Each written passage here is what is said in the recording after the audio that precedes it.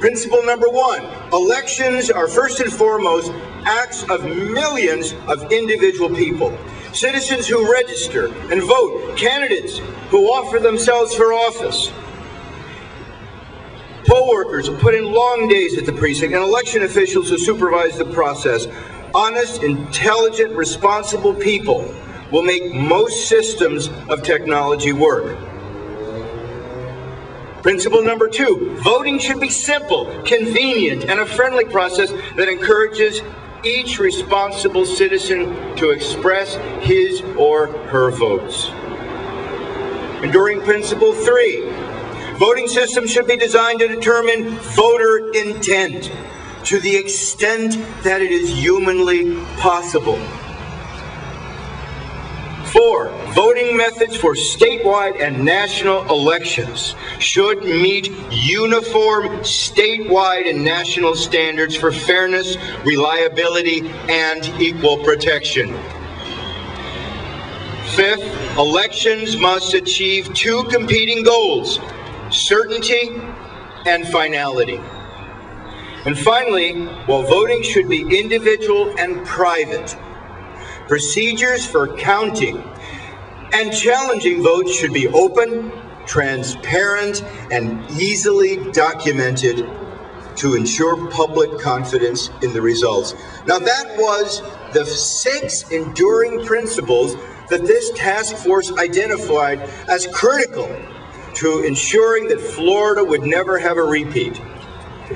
And it was with great frustration to see this document, which was submitted to the legislature in March of 2001, essentially turned on its head and stripped of these key principles. For example, let me just make an aside here. I heard a legislator here, it was a House member, say, well, why does the state have to pay for these voting systems? Voting is a county responsibility. Maybe we shouldn't pay. And this was in response to Charlie Crist's bill, which requires the state to pay to replace defective systems. Well, I'll tell that legislator why the state should pay. Because the state received this document, and if they would have followed it, that would have ended the issue. But they didn't follow it. We do not have open, transparent, and easily documented elections to determine what the outcomes are. We don't have any voting systems except optical scan voting systems, which allow us to determine voter intent. And what the legislature did at the close of the 2001 election system was to throw this document in the trash can. And all I want the Florida legislature to do is live up to the words on the paper that they commissioned for their own use and decided to discard.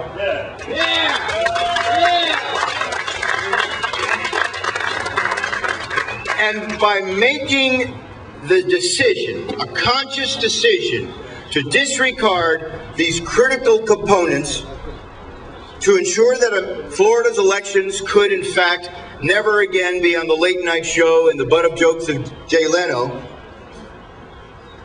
they could have done that.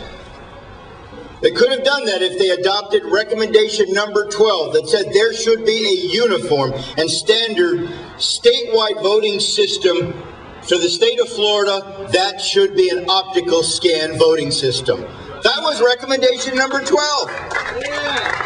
And that went into the trash can. And there was a very important reason that the task force made this recommendation. Because the Caltech MIT voting project, probably the most famous individual voting project ever done on voting technology in this country, identified nationwide county-level election returns for the presidential election years of 88, 92, 96, and 2000.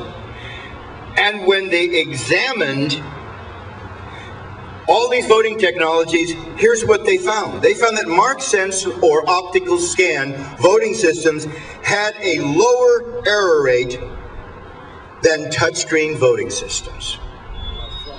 Even a bigger surprise to the authors of the study, although it's no surprise to the people in Sarasota or Miami-Dade or Broward, since they opted for those systems, even a bigger surprise to the MIT, Caltech scientists were that the error rate for touchscreens were as high as punch card voting systems. And the key element here is that since you can't overvote on a touchscreen because it refuses to do that, the entire error rate was due to undervoting. If we had followed the document's recommendation, we would not have had the problems that are certainly present in Sarasota, which has garnered a lion's share of the news.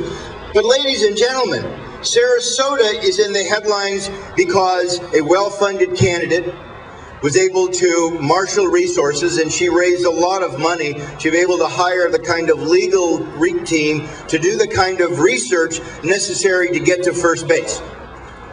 And the state has had to try to deal with it as best as it could, which in terms of the Division of Elections technical staff is not very well. But in 3 other counties, are you aware that in Charlotte County, the error rate in the Attorney General's rate in terms of undervotes is higher than the undervote in Sarasota, which was 14%? In Charlotte County, the undervote in the Attorney General's race was 22%. There is no examination going on by the state of Florida into why 22% of all of the voters failed to vote in the state attorney general's race. Excuse me. They're only focusing on Sarasota because Sarasota had the good sense to bring in people like Reggie Mitchell and others that actually could advocate for voters. I guess they didn't care about the attorney general's race. And I'm talking about the state of Florida, not People for the American Way.